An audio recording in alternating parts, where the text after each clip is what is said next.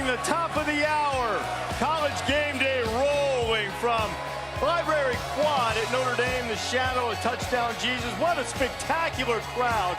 Irish wear green has been the campaign, but will they dare don the green jerseys against Michigan tonight? Just a little over 500 in the post-Dan Devine era when wearing green. The fans are certainly doing it.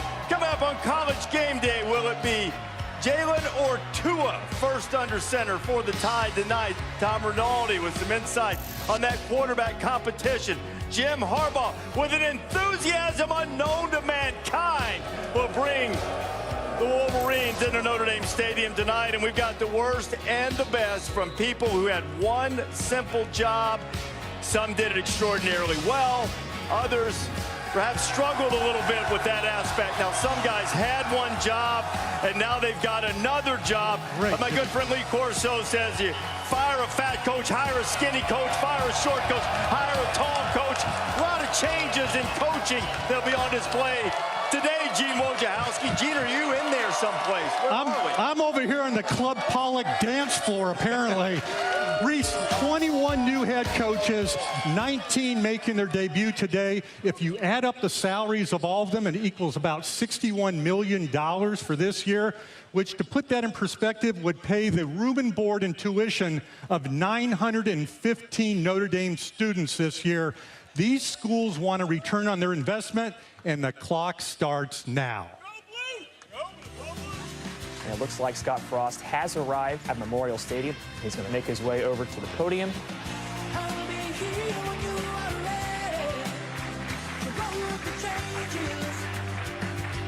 The names change, but not the optimism. If you would, please join me. It gives me a great deal of pleasure. It gives me a great deal of pleasure. It's my privilege, my high privilege, To officially welcome. To introduce the new head football coach, the conductor of this train, Jimbo Fisher, Scott Frost. Kevin Sumlin. Willie Taggart, Chip Kelly. Herman Edwards, Stan Mullen. Yes. You made.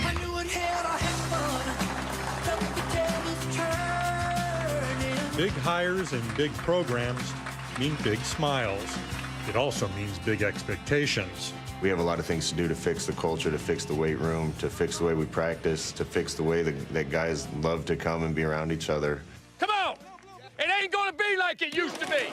By instilling your culture, it's getting everyone to buy into the same vision. You chose them. They didn't choose you. And you have to get them to buy in to this is the way we're going to do it. Turn down! Hurry up! Put the ball down! It's about gaining trust from players. It starts with relationships. We just start doing a lot more together. Like to do is kind of come over, so I just want to come over, boom, boom, boom, bam. Oh, he's back there. That's the key, is the more they're around each other, the more they like each other. You got to find out your DNA, so we're going to live with it. And once you live with it, then you can start figuring out things. It's like a lot easier.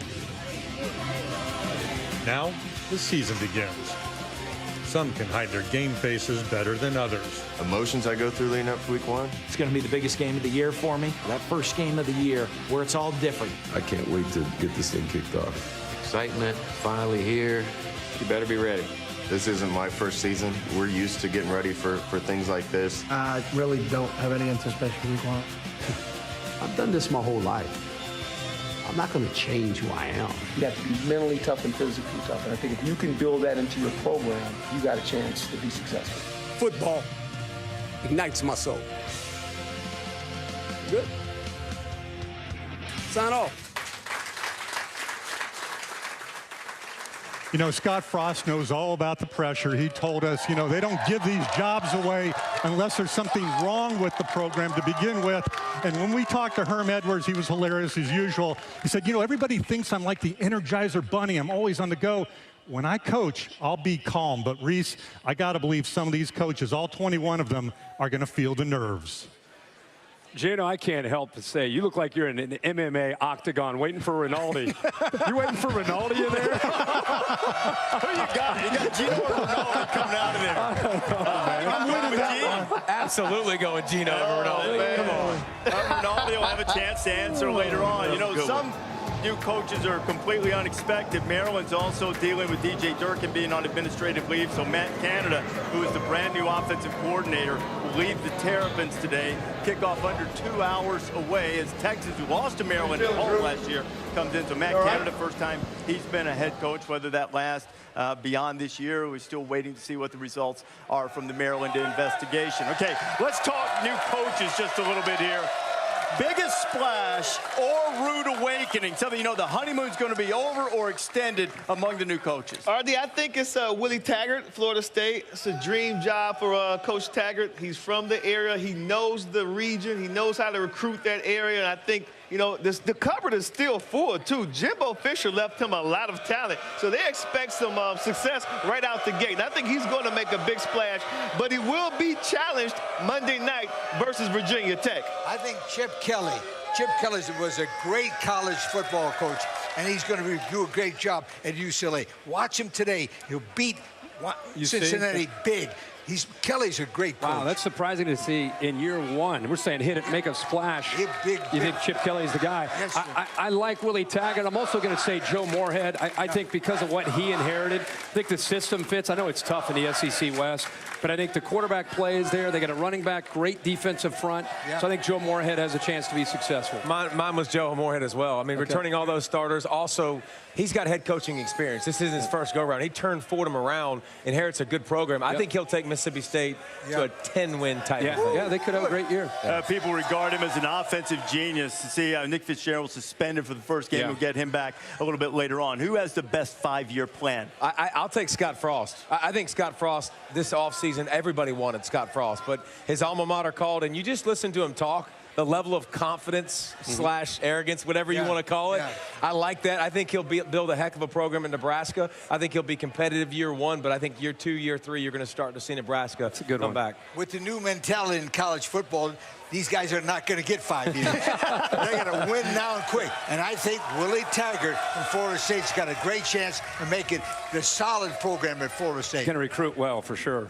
Coach, I know about the new mentality in college football, but there's one coach that has a 10-year contract that's guaranteed for $75 million. Yes. Jimbo Fisher will be there in year 5, 6, 7, and 8. So Jimbo is safe.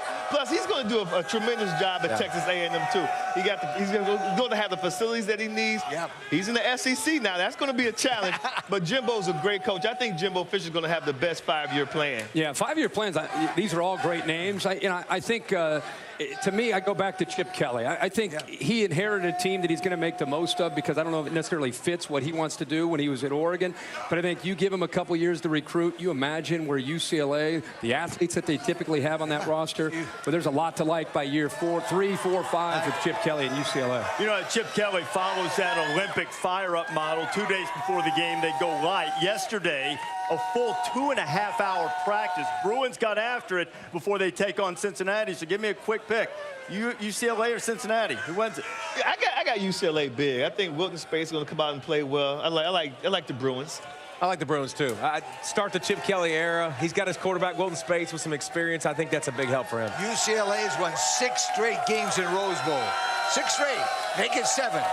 I don't think it's going to be an easy game for them, because Cincinnati with Luke Fickell's second year, we always see teams start to trend in a better direction in that second year. So I think it'll be a competitive game, but I think UCLA, end of the day, too many athletes. I think they win it.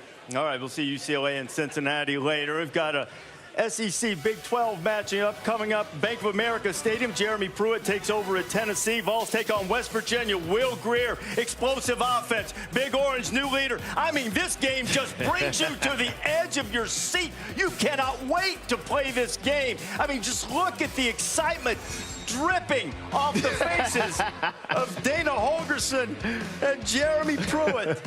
I mean, you just can't get that type of excitement anywhere, right? Wow. They're fired up. They will be. They will be fired up. They want to. Tennessee's coming off the worst season in program history. Their defense was awful. awful, the ears are just going to beat the Vols' eyes shut, right? It's my upset of the weekend. Oh, yeah.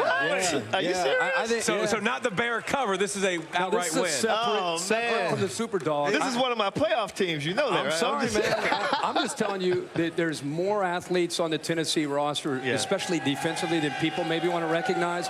Jeremy Pruitt bringing that blueprint from Tuscaloosa, going to create a newfound energy. It's going to be a challenge against Will Greer, David Sills, and what they can do throwing the ball. Right. And I know that West Virginia has a lot of excitement, but I think Tennessee, Jared Garantano, Ty Chandler running the ball. Yeah. Tennessee going to surprise West Virginia. West Virginia has 7 returning starters, including Will Greer, and they can they're a great offense. They are. Tennessee is an SEC defense, but they gave up 29 points a game last year. 29 points. Jeremy Pruitt's there now. 29 points a game. Last year. 29 points a game. Say it again, 29 points a game. And that's why they got a new coach. Yeah, exactly. But I think it will take time for that message to resonate. I think Jeremy Pruitt can do a good job, but also I worry more about Tennessee's offense than anything. When you go from spread to what they were now to pro style, I think there will be some lumps, and I think Will Greer, I think he'll have a special season. So I'll take West Virginia. I'm with you, Coach. I'm with you, Coach. Because I do think they're on their way to becoming an SEC defense, but they're not there yet. It takes at least 2 years. It takes 2 years to understand the nuances. I know, that's what we haven't seen anybody play. I know, but you're saying they're not there yet. We haven't seen them. They're not there. No, you can do it. It doesn't happen overnight. If Herbie's right, those odds for Will Greer you just saw to win the Heisman at 15-1 are going to go way up after that. Yeah. 15-1 is not going to be a good wager. Tennessee and West Virginia. That's coming up this afternoon from Bank of America Stadium in Charlotte. Greer, David Sills. Look who's behind us. House at Rockneyville, the Fighting Irish, arriving for their morning walkthrough before taking on Michigan tonight. Notre Dame 6th all-time on the all-time wins list. Closing in on 900. Michigan's already way over 900 at noon Eastern time. Oh, An yeah. hour and 45 to kick off. Here's your guy, Kyler Murray. Kyler Murray is about to set the world on fire. Hey, he's following Baker Mayfield's footsteps with his shirt game, too. You see that? Yeah, I see that. People are going to realize Lincoln Riley can coach no matter who the quarterback is. Yeah, no, that kid right there is an athlete. Yeah, he is. Incredible athlete. Lane Kiffin has an Oklahoma transfer that might play some at quarterback. Chris Robinson and an hour and 45 minutes from ESPNU's kickoff. Ryan Finley, who's been playing college football since the late 1980s. With NC State against James Madison. 6-year transfer for Boise State. We'll start again for North Carolina State in that game. We'll have plenty of arrivals. You're going to hear from Harbaugh a little bit later on as College Game Day continues from South Bend. So Nick Saban hasn't wanted to tell anybody, but decision time is looming. Tua or Jalen? I think there are a lot of people that have been speaking on my behalf when that's not really fair. When I sit back not saying a word at all, I'm like, it's nonsense to me. And also ahead on College Game Day, this great crowd at Notre Dame, stretching all the way back to the Word of Life mural. College Game Day Pizza Hut home team fan just around the corner. Stay tuned. Tomorrow night, give me Miami and LSU, 7:30 ABC tomorrow night. Yeah, we talked about this game earlier. I think that the Canes will win this game. They're going to put some pressure on LSU's new quarterback. Malik Rozier is going to play well, so I have the Hurricanes winning a close one in Dallas. What do you got? What do you got, Luke? I'm a huge Mark Richt fan because I'm obviously a big Georgia Bulldog fan, and I think Orgeron's got a tough little year ahead of him. Yeah. He's like king of the hot seat right now, but I think Miami pulls it off. Yeah. Miami. Nice pick. Yeah, you don't know what to tell you. Hey, nice going. Miami is 3-0 in neutral site games. You know that? No. You don't need it. 4. 4-0. Wow. Wow, this is really making me nervous here because I'm picking Miami too. And typically, this is how it works. When there's all 4 on the bottom, the other team wins every time. Well, LSU will love that. I'm going with Miami's defense to get it done. I may change my pick before I leave the desk. Oh, you're gonna quadruple not so fast? Not here. Okay. We'll wait and see. Virginia Tech and Florida State, Labor Day 9 on ESPN. Chris Kirk, Maria will be there. Who wins that game? Willie Taggart, a lot of talent up in Tallahassee. I like Florida State over Virginia Tech. You know, we sing about a lot of hangovers in country music. I think there's going to be a Jimbo Fisher hangover down there. I'm going with Virginia Tech. So. Wow. All right. Okay. All right. Good. Not so fast, my friend. Not hey, so fast. You were the co-host of American Idol, were you? Yes, sir. How would I do in that? Pretty good? I loved every second of it. I could pick. Florida State has won 7 straight home openers. Make it 8 straight. All right. Not so fast. He's going Florida State. You're calling the game. He's looking at All right. All right. Why don't You can pick. Now it's 2 days. They'll forget by then. You're probably right. Or maybe not, actually. All right, games today. What about Navy?